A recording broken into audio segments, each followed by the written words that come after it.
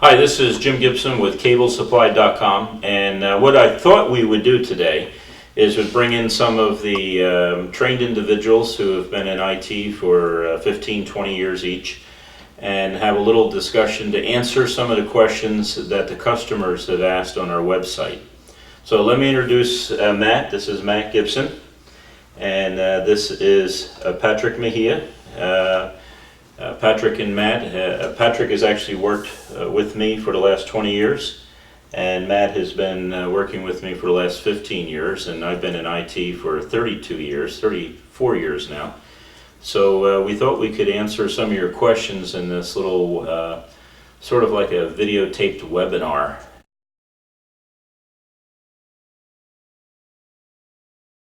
Well, the way that I would answer that is by saying that they do need to match on both ends. Both ends, either a mod plug or a patch panel to a jack, and that's the purpose of following a standard, a T568 or T8B or A standard. Well, I think also, and we got to emphasize, if you're going to go with the B or the A, it needs to be consistent on each end of that link. So if you're cabling a jack and you're cabling at B, then you need to punch down the patch panel B also. Right. And but another thing you need to avoid is splitting pairs. So if you just haphazardly went in there and punched down the cables, what's going to happen is you're going to split pairs. And what that means is you're going to have two pairs that are twisted in there, but you're going to use one wire from one pair and another wire from a different pair. And what you're going to experience is you're going to experience a ton of crosstalk. And what you've actually done is you've turned these two wires into antennas, and they will start transmitting. You'll lose the ability to transmit that signal over a long distance. So you always have to have them twisted, and they have to be a transmit pair and a receive pair. And in some cases, when you go up to Cat 6, you're going to have 4 pairs. The 2 pairs transmit, 2 pairs receive. You really don't want to split those pairs. Is it the same on Cat 5e? Is it all 4 pairs? I know 10 base T, which is Cat 3, you only use 2 pairs. But I think Cat 5e, I know for sure Cat 6, you use all 4 pairs. Well, I think that's the exception. If you have a T1 crossover cable, or just a crossover Ethernet cable, or just a straight through cable, there's your difference between the colors of pairs. So I think our answer would be, do they need to match on both sides? If you're looking for a straight through cable, standard T568A or B, yes, they need to match on both sides. And I think when you go into troubleshooting, it needs to use a standard color code, because you're going to confuse the person that comes after you trying to troubleshoot what's the problem with the jack. So it's just as easy to follow the color code as it is not to follow. It might even be harder not to follow the color code. Once you learn it, it's easy.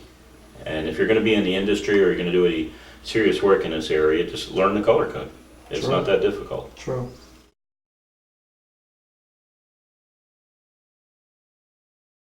There really is no no performance advantage to either one. It just seems like the vast majority of installations are B these days.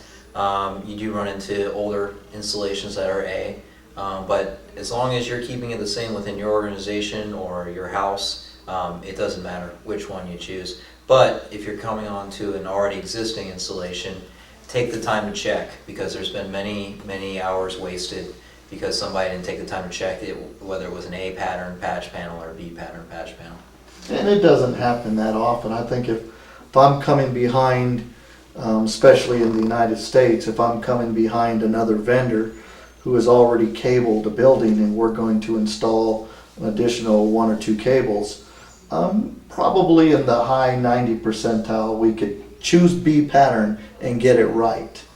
Very rare that you follow somebody and choose a B pattern and they chose A to start out the installation. So for the most part, I think here in the United States, we could safely choose the B pattern. Electronically, there's no difference. Our patch panels have the color code on the Two back standards, for either standard, one or the other. correct. And that you can have one link, like from your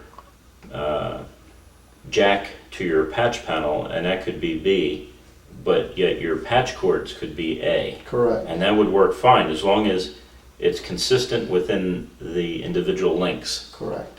So, but if you go from one end of the link A and the other end is B, that is a crossover cable. And the only time you use crossover cables are like devices, computer to computer, switch to switch, router to router.